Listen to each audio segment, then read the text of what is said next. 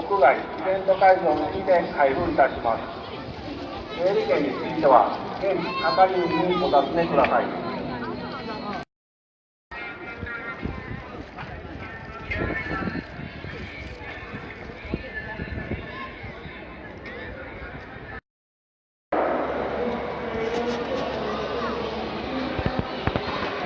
お客様にお遅れ申し上げます。電車開店10時45分から第1回目の整理券のお客様。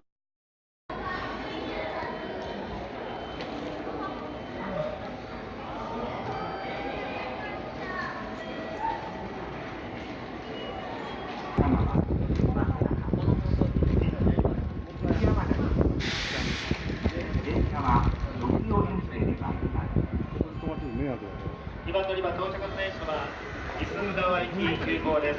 本日鉄道バスに関係のため高安駅に臨時停車いたします。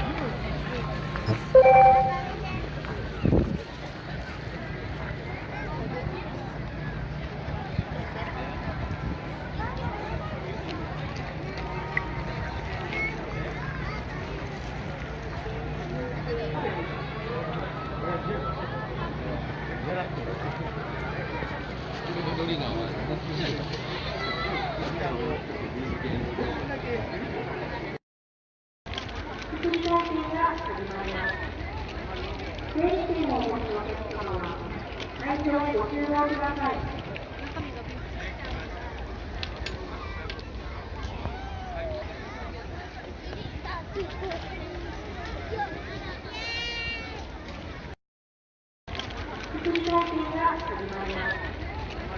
整理券をお持ちのお客様は、会場へご集合ください。